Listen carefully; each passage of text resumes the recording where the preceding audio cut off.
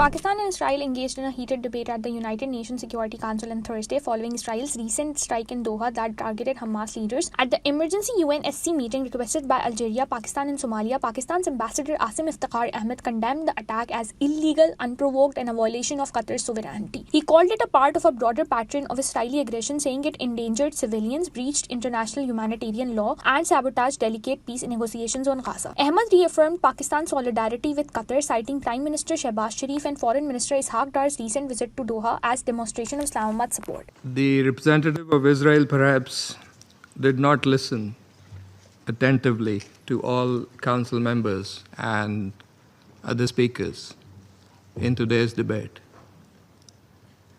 And in our view, it is unacceptable, indeed ludicrous, for an aggressor, an occupier, a serial violator of UN Charter and international law, that is Israel, to abuse this chamber and disrespect the sanctity of this council. And this is not the first time. And by pointing fingers on others, baseless assertions primarily aimed at masking its own illegal actions and violations of international law. President, but that's not at all surprising. It is an occupier that does not listen to anyone, that does not pay heed to any advice, even from its friends, if there are any left, that refutes, and not just refutes, it threatens members of the international community, international media, international human rights and humanitarian organizations, doesn't listen to the ICJ or the ICC, and threatens the UN and its senior officials. And it does that with impunity, shielded by its apologists who time and again acquiesce in its illegal actions and defiance of the international community. And like all occupiers, despite being the aggressor, it feigns and plays the victim. But today, it is totally exposed. President, this council has spent decades discussing the situation in the Middle East and the Palestinian question. Meeting after meeting, we devote hours to this agenda. It is not because of anyone else. It is because of Israel that refuses to vacate its illegal occupation, and that blatantly violates the resolutions of this council. It's because of that we have these discussions. Israel also chose to refer to an unrelated incident and make misleading remarks regarding Pakistan in an effort to justify its own illegal actions and violations of international law. Pakistan's position on that incident has been clearly stated and is publicly available. The international community is well aware of Pakistan's frontline role and sacrifices in the international community's fight against terrorism. The entire world, including our partners, acknowledge that Al-Qaeda was largely decimated due to Pakistan's counterterrorism efforts. And we remain committed in this global, collective endeavor. We cannot accept insinuations from an irresponsible rogue state that is, in fact, the perpetrator of worst kind of state terrorism that we are witnessing in Gaza and, in fact, in the occupied Palestinian territories for decades. And we reject any false analogy, as has also been done by Qatar. For whatever way it interprets the statements in this council, the occupying power must go back and read carefully the statement issued by the Security Council today. And let me read it out loud here. A statement that normally should have been stronger, but nevertheless it has been unanimously adopted by the Council. The members of the Security Council expressed their condemnation of the recent strikes in Doha, the territory of a key mediator, on 9 September. They expressed deep regret at the loss of civilian life. Council members underscored the importance of de-escalation and expressed their solidarity with Qatar. They underlined their support for the sovereignty and territorial integrity of Qatar in line with the principles of the UN Charter. Council members recalled their support for the vital role that Qatar continues to play in mediation efforts in the region and alongside Egypt and the United States. Council members underscored that releasing the hostages, including those killed by Hamas, and ending the war and suffering in Gaza must remain our priority.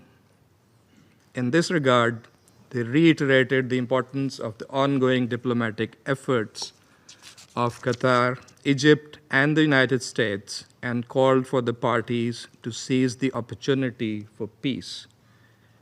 That is why we are here this afternoon in this council. I thank you. Israeli ambassador defended the strike by drawing a comparison to the US raid that killed Osama bin Laden in Pakistan. He argued that terrorists have no immunity and accused Pakistan of applying double standards. Pakistan rejected the analogy as ludicrous, with Ahmad stressing that Islamabad has sacrificed heavily in the fight against terrorism. On September 9th, Israel carried out a precise and targeted strike in Doha. The strike targeted Hamas leaders who for years have planned and directed attacks against Israel, many times making these directives from the luxury confines in Doha. These terrorists were the sole target of the operation. The men targeted were not legitimate politicians, diplomats, or representatives. They were the masterminds of terror. They orchestrated the massacre on October 7th, murdering civilians, kidnapping children, raping women, wiping out entire communities. As the smoke still rose from the massacre, even as the attack was still unfolding,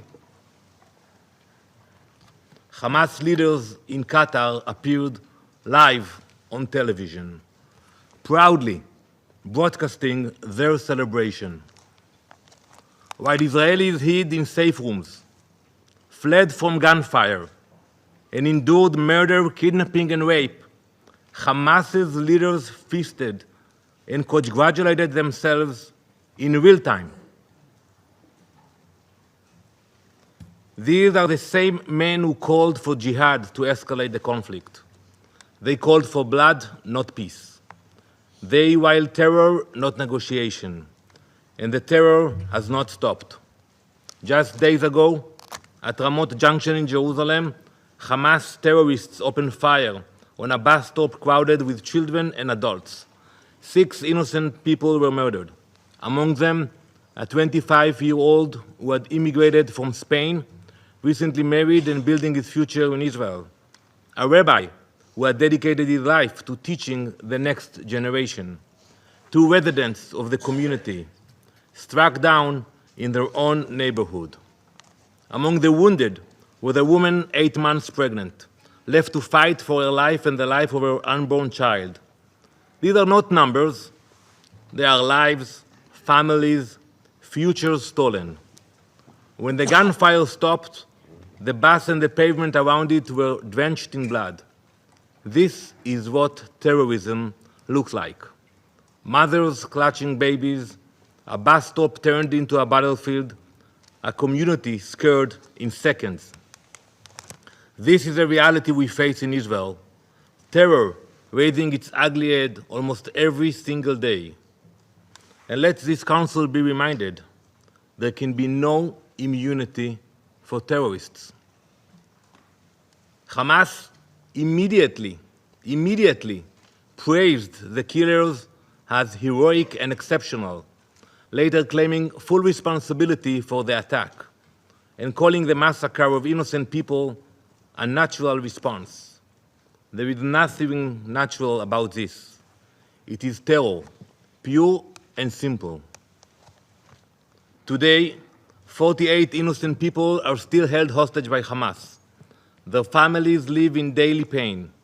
It has been more than 700 days that innocent people have been trapped in Hamas captivity. 700 days of cruelty and abuse. Hamas has used them as bargaining chips, turning their suffering into currency. But let me be clear, there is no immunity for terrorists. Not for those who commit it, and not for those who enable it. Israel has agreed to President Trump's ceasefire proposal. We are ready to stop the fighting, but Hamas refuses. They keep the world waiting. They are in no rush. They have the time. Indifferent to the human suffering that their delay causes. And who suffers from this refusal? Not the leaders of Hamas, living abroad in the Ritz-Carlton in Doha.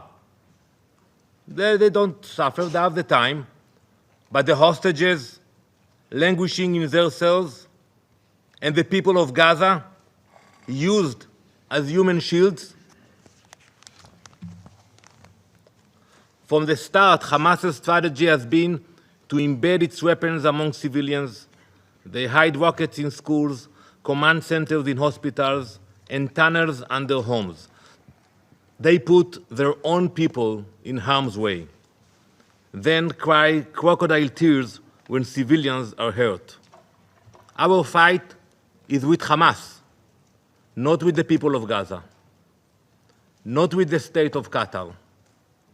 Israel will continue to take precautions to protect innocent lives. That is the difference between us and those who glorify massacre and terror. Like in the Bible, like Cain in the Bible, who was marked for the murder of his brother, so too are Hamas's leaders marked for their crimes. It doesn't matter where they hide, whether in the tunnel in Gaza or in a luxury hotel abroad. The mark of Cain is upon them. For too long, Hamas leaders have been sheltered not only in Doha, but in Beirut, Tehran, and elsewhere, parading as politicians and statesmen while acting as terrorists. They are treated like celebrities, when in reality, they are commanders of massacre and barbarism. This false disguise of legitimacy gave them freedom to move, to buy weapons, to recruit through so-called humanitarian networks, and to spread propaganda on international platforms that should have rejected them.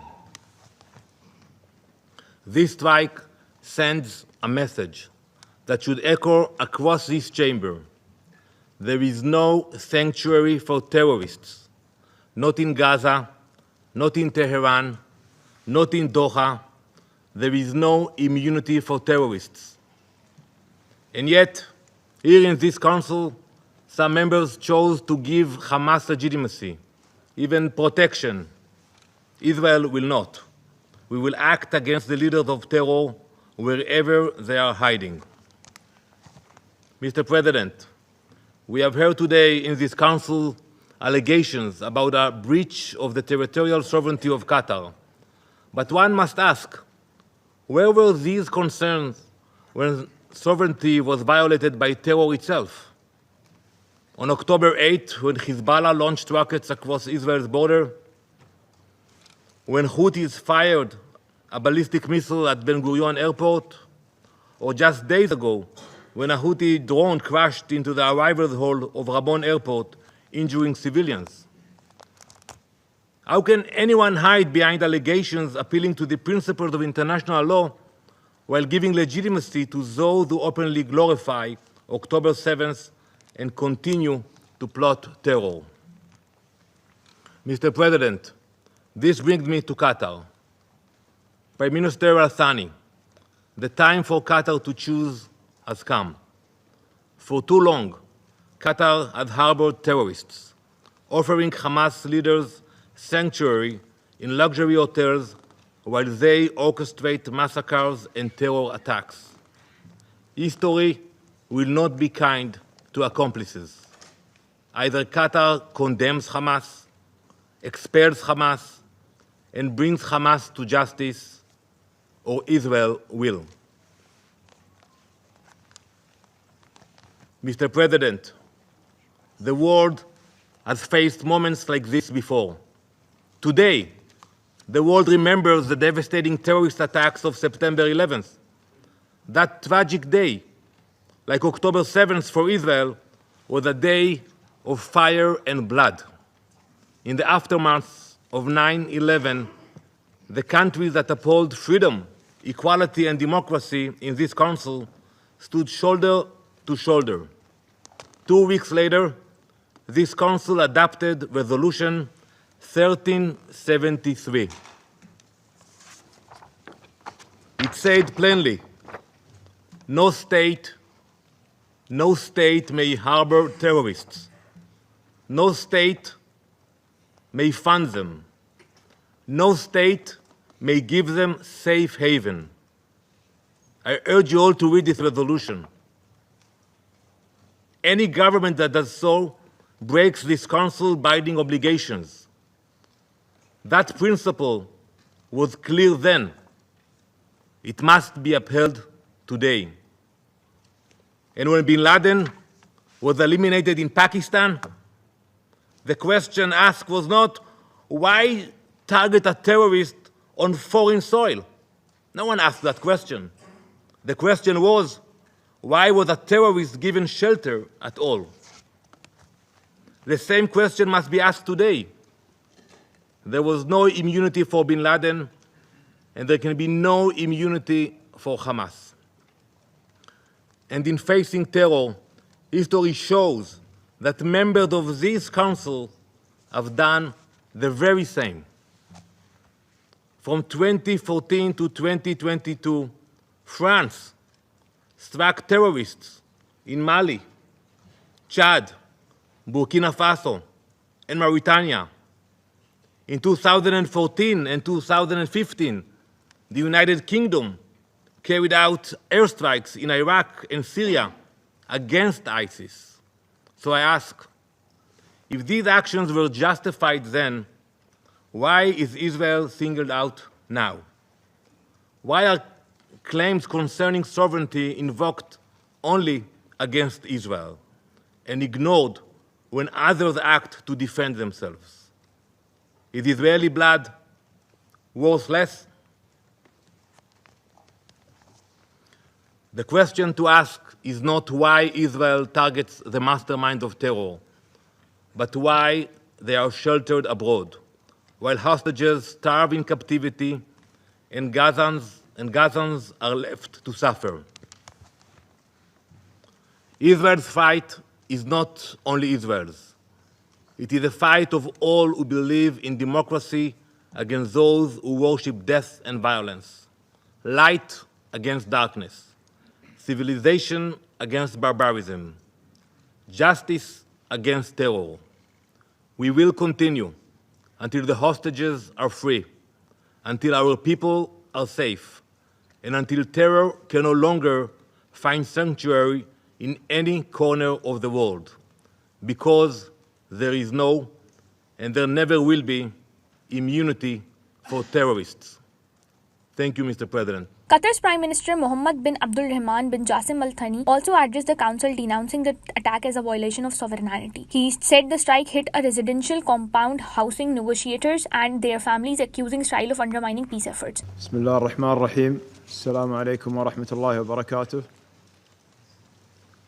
السيد الرئيس، أود بداية أن أعرب عن التهنئة لكم على تولي رئاسة مجلس الأمن لهذا الشهر، والشكر على الاستجابة العاجلة من قبل الرئاسة وأعضاء المجلس لطلبنا عقد هذه الجلسة الطارئة، وخصوصا الجزائر والصومال وباكستان وفرنسا والمملكة المتحدة التي طلبت عقدها نيابة عن دولة قطر. كما أود أن أشكر السيدة دي كارلو وكيلة الأمين العام للشؤون السياسية وبناء السلام على إحاطتها. كما نقدر ونثمن جهودكم وأعضاء المجلس وصولا إلى اعتماد البيان الصحفي اليوم، ونقدر التضامن مع دولة قطر الذي أبداه أعضاء المجلس في بياناتهم في هذه الجلسة بعد الهجوم الإسرائيلي الغادر في الدوحة يوم 9 سبتمبر الذي أدانه البيان الصحفي، مشيرا إلى وقوعه في أراضي وسيط رئيسي، ومعربا عن التضامن مع دولة قطر، ومؤكدا على الدعم لسيادتها وسلامة أراضيها وفقا لمبادئ ميثاق الأمم المتحدة. نخاطب مجلسكم اليوم على إثر تصعيد بالغ الخطورة يعد تهديدا للسلم والأمن الإقليميين، ومن ثم فهو يقع في صميم ولاية المجلس بموجب ميثاق الأمم المتحدة، حيث استهدف هجوما إسرائيليا غادر الساعة 3:46 عصر يوم الثلاثاء الموافق 9 سبتمبر الجاري أحد المقرات السكنية المخصصة من قبل الدولة لسكن الوفود التفاوضية ضمن سلسلة الوساطات المتعددة التي تقوم بها بلادي، وهي مباني يقيم فيها أعضاء وموظفي الوفد التفاوضي لحركة حماس وعائلاتهم بشكل علني ومعروف لكل المعنيين بالوساطة، بل وللإعلاميين والدبلوماسيين الذين عقدوا لقاءات مع أعضاء الوفد فيه. وبعد مباشرة الجهات الأمنية إجراءات الاستدلال الفني والتحقق من هويات الأشخاص الذين أصيبوا بالقصف الإسرائيلي، تبين أنه أدى إلى سقوط عدد من الضحايا، وكان منهم الشهيد المواطن القطري الوكيل عريف بدر سعد محمد الحميدي الدوسري الذي كان يبلغ من العمر 22 عاما، والذي استشهد أثناء أداء واجبه، إضافة إلى إصابة عدد من المدنيين ومنتسبي قوات الأمن الداخلي القطرية المناط بهم حماية المجمع بإصابات تتفاوت من متوسطة إلى بليغة، وجميعهم يتلقون الرعاية الطبية حاليا. وتتواصل إجراءات الاستدلال وجمع المعلومات والتعرف على باقي المفقودين في الموقع، وهذا بالإضافة إلى ما حدث من ترويع للآمنين من المدنيين والأطفال في حي سكني مليء بالمدارس ودور الحضانة والبعثات الدبلوماسية. إن ما حدث يمثل انتهاكا سافرا لسيادة دولة ذات عضوية كاملة في الأمم المتحدة قامت به قيادة متطرفة بعيدة كل البعد عن سلوك الدول المتحضرة المؤمنة بالسلام. إن انتهاك سيادة دولة تبذل جهودا حثيثة من أجل وقف إطلاق النار وإنقاذ الأرواح يضع النظام الدولي برمته أمام اختبار حقيقي. لقد تجاوزت إسرائيل بقيادة المتطرفين المتعطشين للدماء جميع الحدود التي تفرضها الأعراف والقوانين الدولية، بل حتى أبسط الأصول الأخلاقية في التعامل ليس مع الدول بل حتى بين البشر، ولم يعد ممكنا التنبؤ بما يمكن أن تفعله. فكيف يزورون مسؤولون إسرائيليون للتفاوض ونستضيفهم على أرضنا وقيادتهم تخطط لقصفها بعد أيام ويقصفونها فعلا؟ هل سمعتم عن دولة تهاجم دولة الوساطة بطائرات حربية مقاتلة وتعمل خلال العملية التفاوضية على تصفية أعضاء الوفود التي تفاوضها في مقر اجتماعاتهم؟ ومن ثم يخرج رئيس وزرائها بتبريرات مشينة ومقارنات مغلوطة يحاول فيها شرعنة فعلته التي أدانها العالم أجمع، بينما كان ينبغي للسيد رئيس الوزراء استذكار نموذج طالبان التي كان لها مكتبا سياسيا في الدوحة كقناة للتواصل، وأثمرت هذه القناة للتوصل إلى اتفاق إحلال سلام في أفغانستان الذي أفضى إلى إنهاء الحرب بعد عقود مريرة. ولم تقدم الولايات المتحدة خلال فترة تفاوضها على استهداف مفاوضيها على مر كل هذه السنين، بل على العكس شهد العالم نجاح بلادي بالشراكة مع الولايات المتحدة الأمريكية برئاسة الرئيس دونالد ترامب في إنهاء أطول حرب في تاريخ الولايات المتحدة في العام 2020. هذا هو نهجنا الذي يستهدفه رئيس الوزراء الإسرائيلي والذي يحاول تشويهه عبر تبريرات رخيصة للتكسب العاطفي. هذه الانتهاكات المتواصلة للقانون الدولي وهذه التصرفات التي لا تعرف الأصول في التعامل بين البشر لا تثبت إلا شيئا واحدا، وهو أن قادة الإسرائيلي الحاليون مصابون بالغرور وسكرة القوة لأنهم ضمنوا الإفلات من العقاب والمساءلة. ففضلا عن الإبادة الجماعية في غزة والكارثة الإنسانية غير المسبوقة في القطاع والتي لم يتخذ المجتمع الدولي حيالها إجراء رادعا، ها هي أياديهم المخربة تطال دولا ذات سيادة وتعبث بأمن المنطقة بلا حسيب أو رقيب. لقد وصلت الغطرسة حد المجاهرة، ليس فقط بأوهام إعادة تشكيل المنطقة بالقوة، بل أيضا بدوافع غيبية وأفكار أصولية تحرك متطرفي الحكومة الإسرائيلية الحالية، كما يقولون علانية لجماهيرهم ظنا منهم أن أحدا لا يسمع ما يقولونه سوى حشودهم. من نافل القول إن دول المنطقة وشعوبها لا يمكن أن تقبل بهذا السلوك والخطاب المرافق له. نحن نؤمن إيمانا كاملا بالوساطة وحل النزاعات بالطرق السلمية، ويحظى دور قطر هذا بتقدير إقليمي وعالمي، وقد أكدت تجربتنا أن الوساطة القطرية بالشراكة مع جمهورية مصر العربية الشقيقة والولايات المتحدة الأمريكية بما حققته من نتائج ملموسة في الإفراج عن 148 رهينة من الإسرائيليين والأجانب والمئات من الأسرى الفلسطينيين وإيصال المساعدات الإنسانية لأهل غزة، كانت بارقة الأمل النادرة في هذا النزاع الدامي. غير أن الاعتداء على أرضنا خلال انشغالنا بالوساطة كشف بوضوح عن نوايا إسرائيل المبيتة لإجهاض أي مسعى نحو السلام وإطالة أمد المعاناة الإنسانية للشعب الفلسطيني الشقيق الذي يتعرض لحجم من المعاناة تعجز الكلمات عن وصفه. كما يكشف بأن المتطرفون الذين يحكمون إسرائيل اليوم لا يأبهون بحياة الرهائن، وأن تحريرهم ليس أولوية لديهم، وإلا فكيف يفسر اختيار توقيت ومكان الهجوم في الوقت الذي كانت فيه المفاوضات تعقد لمناقشة وقف إطلاق النار وفق المقترح الأمريكي الأخير؟ لقد اجتمع الوفد التفاوضي لحركة حماس لمناقشة الرد على الورقة الأمريكية، فقصفت إسرائيل هذا الاجتماع. السيد الرئيس، أقف أمامكم اليوم مطالبا مجلسكم الموقر بتحمل مسؤوليته التاريخية، فالصمت أمام فرض شريعة الغاب واستهداف دولة ذات سيادة في وضح النهار يقوض قواعد العمل الدولي ويهدد مستقبل أي عملية سلام في منطقتنا.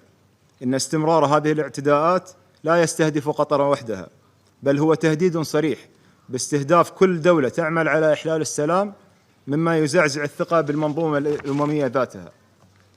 تؤكد دولة قطر بقيادة حضرة صاحب السمو الشيخ تميم بن حمد الثاني على أنها ستواصل دورها الإنساني والدبلوماسي دون تردد أينما كان هذا الدور طريقا نحو حقن الدماء، لكنها في الوقت ذاته لن تتهاون إزاء أي مس بسيادتها وأمنها، وتحتفظ بحقها المشروع في الرد عبر الوسائل التي يكفلها القانون الدولي. نحن في قطر دعاة سلام لا دعاة حرب، وقد اخترنا السلام منهجا ولن يردعنا عنه دعاة الحرب والدمار. نضع أمام مجلسكم الموقر هذه الحقائق ونذكركم، وإن كان معرض حديثنا عن الهجوم على دولة قطر، بأننا اليوم نناقش اعتداء على كل مساعي الدبلوماسية للوصول إلى الحلول السلمية، وأن الطريق الوحيد للسلام يمر عبر المفاوضات ويبدأ بوقف إطلاق النار وإطلاق سراح جميع الرهائن والأسرى والدخول غير المشروط للمساعدات الإنسانية لقطاع غزة ورفع الحصار عنها. واسمحوا لي نيابة عن كل محبي السلام في العالم أن أكون متفائلا. يجب أن لا نستسلم لغطرسة المتطرفين، وأن نستمر في السعي نحو سلام دائم عنوانه حل الدولتين من خلال إقامة الدولة الفلسطينية المستقلة كاملة السيادة على ترابها الوطني وفق قرارات الشرعية الدولية، دولتين وشعبين متعايشين بسلام، ولن يتحقق ذلك إلا من خلال شركاء يؤمنون بهذه المبادئ. وشكرا لكم. UN officials echoed these concerns. Rosemary DiCarlo described the strike as alarming escalation that violated Qatar's sovereignty and endangered ceasefire talks. China called it sabotage of negotiations, while France, the UK, Algeria, and Somalia condemned Israel's actions. The US said unilateral bombing in Qatar did not serve the interest of peace. Pakistan framed the strike as both a humanitarian tragedy and an attack on diplomacy itself, while the UNSC reaffirmed support for mediation and a ceasefire.